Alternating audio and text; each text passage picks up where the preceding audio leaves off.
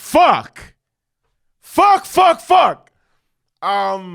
Man, this is one of the few things that it just like that just like, my God, some of the things that I dislike about soccer is just like, man, some of these games and the difference between 3 points and 1 point and 0 points, it could just the smallest margins typically define what makes like, the small, I don't know, like even for example, obviously, well, what I'm hinting at is, Chelsea drawing 0-0 with Brentford yesterday. And like, it seemed like in the last 10 minutes of the game, we were creating chance after chance and opportunity after opportunity. And one of the ones that I feel like, was when Carne Chukwuemeka found Raheem Sterling in the box, and Raheem Sterling took an extra touch when instead of just getting the ball and shooting that bitch, which I knew he could have scored, took an extra touch. I don't know, tried to be fancy. I don't even know what it was or why it was or whatever the case may be. But unfortunately, the defender was able to catch up to him. I mean, it was so many different chances. We lacked Chelsea as a whole. I mean, and it was the first time since Graham Potter has been the coach that we lack composure in the most critical moments, which is what essentially cost us the game. And we are winless against Brentford in our last 3 meetings, which I understand. Like, Brentford is actually a good team. I mean, they have Ivan Toney, who's one of the most informed strikers in the whole Premier League.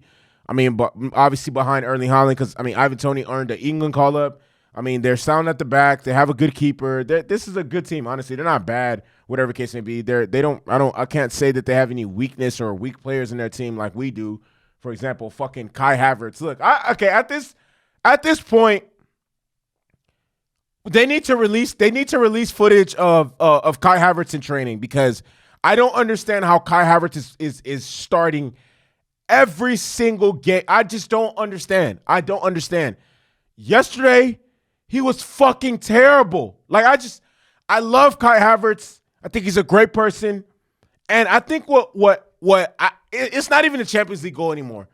Like, Kai Havertz will, like, every so often, like, Kai Havertz does not suck. Kai Havertz is a good player. But the thing is, it seems like he decides to show Chelsea fans and show European football lovers that he's a good player every 4 games. Like, you know what? I'm gonna be invisible this game. I'm gonna be invisible next game. I'm gonna be invisible this game. I'm gonna show up this game, and I'm gonna show I'm one of the best players on the team. But it's like, bro, enough is, bro. I don't know. It's not even the Champions, like, because I have the picture of Kai Havertz scoring the champ. Like, man, look at this wall. I'm a fucking Chelsea fan. Like, I love this club, but man, I don't know, bro. I don't know bro. We have to be honest. Like, man, what? Okay. Not that Kai Havertz shouldn't be playing, but why is he starting every single game? That doesn't make sense to me. They need to release footage of what he does in practice, because it doesn't make sense. He was starting every game under Tuchel. Now he's starting every game under Potter. Why? You know what was also terrible in this Brentford game? The fucking VAR. I counted like 4 situations. It was handball. Our players were being fouled in the penalty box. They didn't even look at the shit. I'm like, bro, why do they have VAR if they're not going to use it? I just don't get it. I don't understand. I really don't understand. With that being said, and I'm not going to sit here and complain about VAR for the whole video or whatever the case may be, Chelsea overall, they didn't play badly. I mean, there were times where I feel like Chelsea were the better team and deserved points, but unfortunately, the way football is if you don't execute and you're not clinical and in class in certain situations, especially goal scoring opportunities, you're gonna drop points. It just is what it is. But I want to talk about some of the key points that of yesterday's game that I actually enjoyed and like stood out to me. And man, Armando fucking Broja. Yesterday he showed why Chelsea why exactly Chelsea were so keen to keep him. Because man, what I saw yesterday was loads of potential, And it was just a fortunate situation that he didn't score. And I saw a lot of Diego Costa in him. But the only difference is, he's composed up here. Diego Costa was kind of a hothead. If you know, you know. Diego Costa was a hothead. You make him he gets mad, you kind of can throw him off his game, whatever the case may be. I doubt that's going to be the case with Armando Broja. Armando Broja is big, tall, strong, fast, can dribble. It's like I said, it's unfortunate that he wasn't able to play, wasn't able to score. But in some of the opportunities that I've seen him and the way he reacted, obviously there's room for improvement. But the physical tools are there. He's from what I've seen last year when he was playing for Southampton, man, this guy's going to be a really, really good man. And I can't imagine what he's going to look like when he's 24, when he's 25. Man, we might have a world-class striker in the works at Chelsea. And once again, obviously, I have to give credit to Cobham. Made in Cobham. Come on now. Kepa.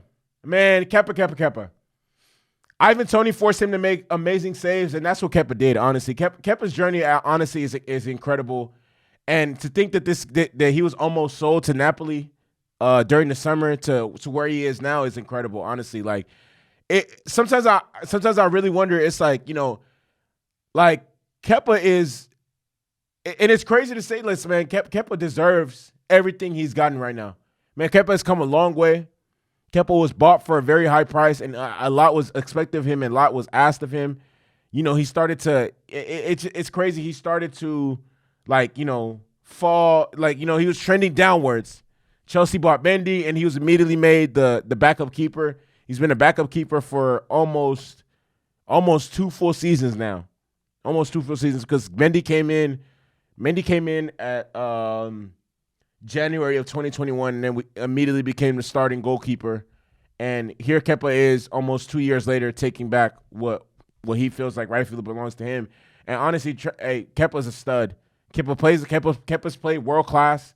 And like I said, man, his journey is incredible, man. He's just a testament to what happens when you don't give up on yourself and you keep fighting and you just keep working, keep grinding. Eventually your time will come. And I'm happy and grateful that he was given another opportunity. And I don't know what Mendy has to do to get that starting job back, but he has to look incredible. He has to look incredible in order to get that shit back. So we'll see how that works. But nevertheless, at the end of the day, competition at every position is always good for the team. It's always good for the team. And I'm happy to be seeing that even at the goalkeeper position. So another thing I want to talk about and highlight is Koulibaly and Cucurella, man. At this point in the season, they're not bad players, but I definitely want to see more of an improvement, because need I remind us, these two, Cucurella cost 65, almost 70 million. That's how much we paid for him. Koulibaly, 45 million. That's almost 110 million dollars right there. And if you compare the left side to what we had last year in Rudiger and Chilwell, completely different. Yesterday, not that these two players are bad or anything like that, but Brentford were creating chance after chance on that side. You see how many crosses they were sending in, and I'm just like, bro, what exactly is happening? We have two players that are supposed to be world-class players. Why aren't they man, I don't know. But I expect them to improve, and it's not that they were bad yesterday, but we need them to be better. We need them to be performing the same way Trevor Chalobah was performing. Because Trevor Chalobah in yesterday's game, man, Trev. I don't understand how Trevor Chalobah hasn't earned the England club at this point.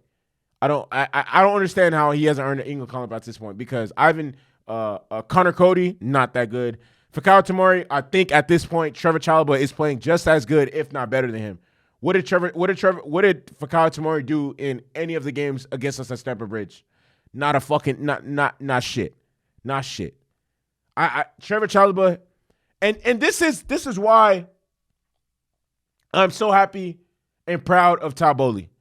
Todd Boehly personally assured Trevor Chalobah, look, we're not selling you, we're not loaning you, nothing. And it kind of, in my head, it seemed like I don't know exactly what the dynamics were of how or where his mindset was, but it made no sense for him to want to leave, because if you think about it, There were 3 center backs, right? Koulibaly, they were ahead of him. Koulibaly, Thiago Silva, and Wesley Fofana. Thiago Silva is old. Thiago Silva is not young. Thiago Silva is not Trevor Chalmers' age. So Thiago Silva automatically can't play every single game. This automatically can't play every single game. And then, in the case of one of these three center backs getting injured, you're automatically going to play. And then also at the end of the day, Trevor is versatile. He can play on the left, he can play in the middle, and he can play on the right of a back 3 or a back 2. So, man, this kid is a stud. I'm so happy we held on to him. We kept him because, as I said, Koulibaly probably can play every single game, right? Fofana probably could have played every single game. Thiago Silva can't play every single game because of his age. And then in the case, an event of injury. So that's why. And then Chelsea competed 4 different competitions: the Premier League, the FA Cup, the Carabao Cup, and the Champions League. There's more, and this is why I'm so happy we kept him. Because can you imagine what the situation would be in right now if he was on loan? Obviously, we'd be begging whatever team he's at to allow us to bring him back in January. Same way last year when Reece James got hurt and Chilwell got hurt, we were asking Leon, please give us Emerson Palmieri back. They said fuck no. And last thing I want to talk about is Carney Chukwuemeka and Christian Pulisic. Specifically, Christian Pulisic. Christian Pulisic was amazing in the 30 minutes that he played. He looked way better. In 30 minutes that he played, he did way more than Kai Havertz did in a majority of this season. And Carney Chukwuemeka was my first time seeing him play. Oh my God, brilliant! This guy's a stud. He was direct every single time he got the ball. He was trying to create chances, create opportunities. He was trying to score. He was getting into touch after touch in the opponent's box and in the opponent's side of the field.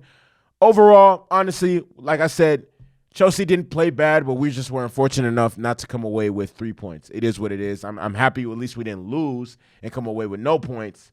But because if we would have came away with no points, we currently would be tied with Manchester United, who we play on Saturday. But we're above them at the very moment. Hopefully we can stay above them by getting a W at Stamford Bridge and continue our unbeaten streak. Because yeah, we didn't win, but we're still unbeaten. We haven't lost the game since Graham Potter took over. So with that being said, London is blue. London is blue. London will always fucking be blue. Up Chelsea.